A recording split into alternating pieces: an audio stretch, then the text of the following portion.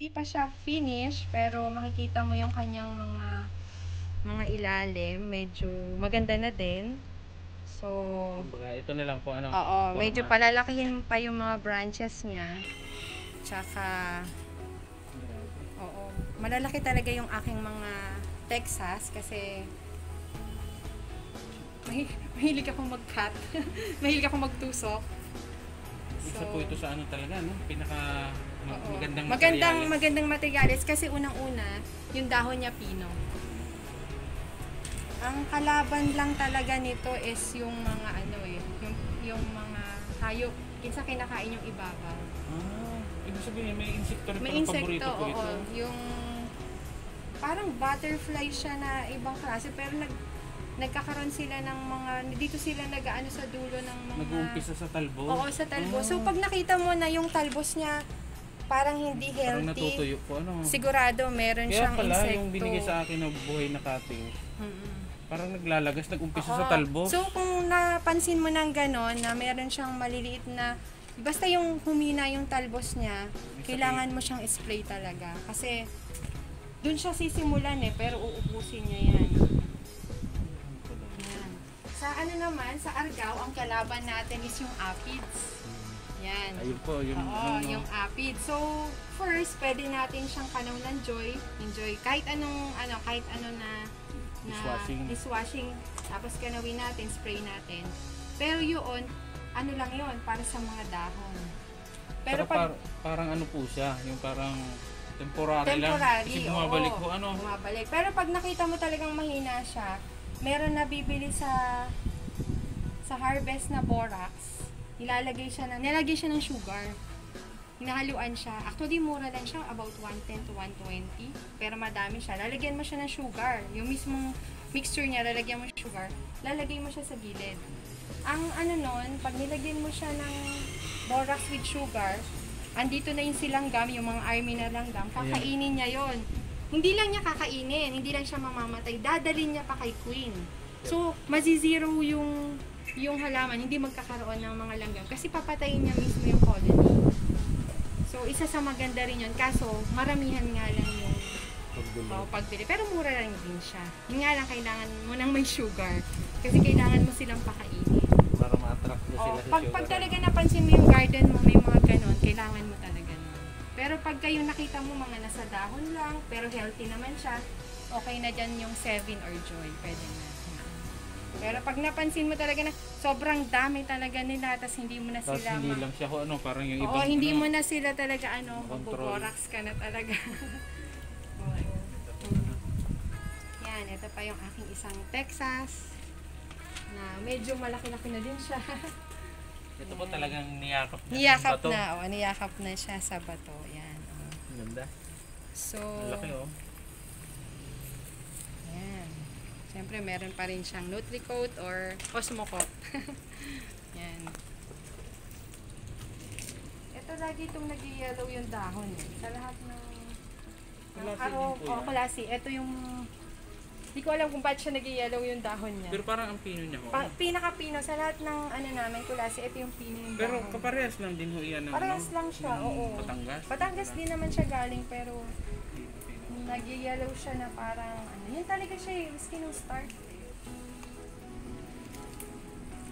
Ito, another Texas na nakakapit sa bato. Yan.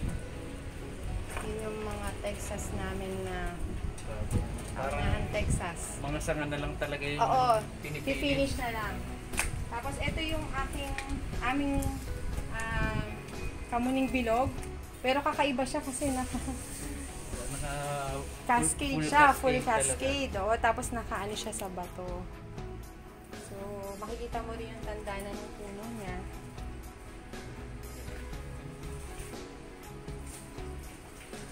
So, dahil nga, santan at saka boogie lover. Yan. So, may mga boogie ako. Ito, sexy na boogie. Corbada.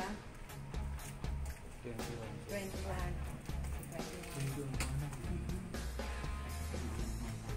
Ito, from the seed na to, ng sampalok. Ito yung mga ganito yung nandun namin sa kapila na halos ganyan kalalaki or mas malaki yan. From the seed na lahat yan. Ito naman yung aking mga cuttings. Ni-start namin siya. Yan, katulad niyan. Tinusok ko, 3 siya. Pero yung isa, hindi siya successful. Pero ito ay Chinese elms.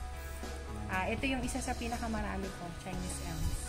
So, yan. Ganyan namin siya tinutusok. Pero, pwede mo rin kasing gawin yung ganitong method. Ito, Texas to eh. So, kino-cover namin siya. Yan, mga 4 na piraso. Tapos, ko-cover namin siya.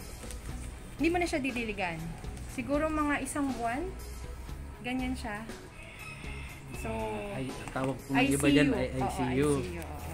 So, actually, yung mga elms, ganyan din ginawa namin. Kinover din namin siya. So, hindi siya 100% mabubuhay. At least 60% nung tinusok mo. Not unlike ng argaw kasi, halos 100%. 100%. Birang-bira. Oo, yan. Yan, si argaw. Mga tusok-tusok. Ito yung isa pa namin. Texas. Na grabe. medyo na talaga yung kanyang mga sumunod na talaga sa bato yung mga bato. Ano? So, ang hinihintay na lang natin dito is yung ibabaw. Kumbaga, set na si ugat, set na yung trunk niya, yung konti na lang na mga niya, kaya hinihintay natin. Secondary braso.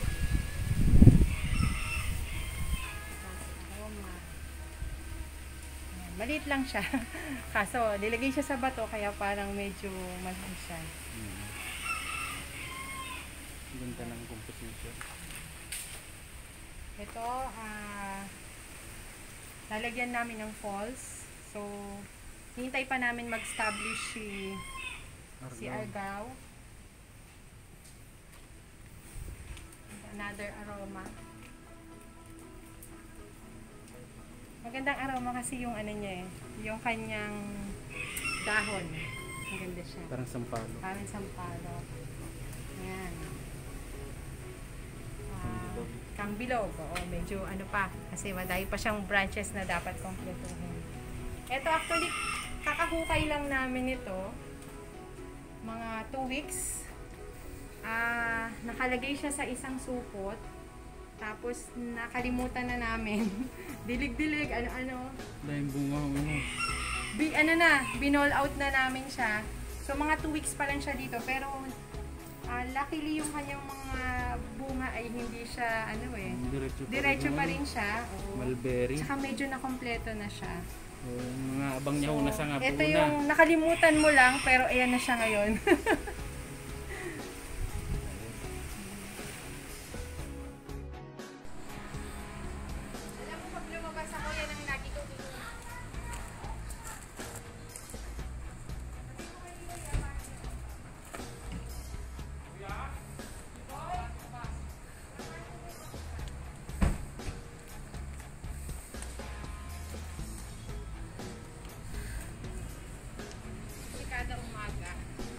Nag-yellow yung Kada umaga, tatanggalan ko yan. Ilalim. Ganyan ko yan para mawala yung... Kasi to yung mga olds na leaves niya. Talagang inaalis po talaga yan? Inaalis talaga yan. Then yung mga flower. Sa dami ng flower niya yan, lagi kong tinatanggalan. Pero po nag-holiday lang pero lagi siya tinatanggalan. Kasi mas healthy siya. Kung wala siya yung yellow na yun, yan, yung mga yellow niya na yan. Pero napakalusog nga ho niya. Tingnan ang dahon niya parang ang kapal. Sabi nung anak ko, lagi ko daw siya kinukutuhan. Kasi yung mga flowers yan, tinatanggal ko yung isa-isa. Mas nagiging healthy daw kasi siya kapag wala siyang mga flowers. Ibig sabihin yung bulaklak niya maraming kinakain na sustansya ho. Marami Tapos yun nga, pagka makikita mo, kasi yan, wala siyang seed. Pero meron kang flower na makikita na may laman sa loob. Iniiwan nyo ho yun? Ito yung tatanim mo. Diba ang dami niyang flower? Pero itong isa na to, makikita mo, may seed siya. Itong flower na to, ito na yung pwede mo itanim. So, ito na yung itatanim mo siya. Yan. Pwede mo siyang patuyuin, then itanim. So, yan. So, sa dami-dami ng flower niya, siya lang yung nakita kong may ganyan. buto. Madali ho pala makita, ano, pag Madali, yung oo. bulaklak niya ay pwedeng itanim kasi Oo. may laman. Kasi hindi lahat ng flower niya may May laman. ganon, Oo. oo. So ito, yan. Oh, yan, oo. Yan na yung pantanim mo. Kaya hanapin mo siya. Galing. Yan. Pag ganyan ho, pwede na yan. Pwede na tantanim mo. Lagay mo na siya sa, minsan nilalagay ko muna siya sa tissue na basa. Pero minsan, iniiwan ko siya sa ganito. Iwanan ko siya dyan, dilig-dilig. Pagka tumubo na yan dyan, tsaka ko siya tatanggalin. Anong tawag yan? Germinate? Sariling ano na siya. Ayan na. May mga, yan kasi nagkaka-yellow siya. So, yan yung tatanggalin mo. Yan. So, parang nare-relax ako pagka Ito ho kasing mantigs, maraming mga ritual to eh. yan, yung asin, yung pagdidilig natin ng may asin. Wala ho akong ganyan kasi sabi nga ay maselan to. Maselan, pero ako din nung unang-una sabi ko, naku, wag yan kasi maselan yan. Pero nag-try pa rin kami talaga. Pero yan, love na lang sa, ayan, tamo alisin mo siya talaga. Marami siyang ritual nga, tama nga. Pero yan kasi ang number one sa atin, kaya pag may mga kolektor, di pwedeng dapat may ganyan. May pantige, Tsaka talagang talagang iba talaga ang pantige. Iba talaga. Masyado siyang alagain, pero isa siya sa nagbibigay din talaga ng garden, ng ganda ng garden. Wow, nice po.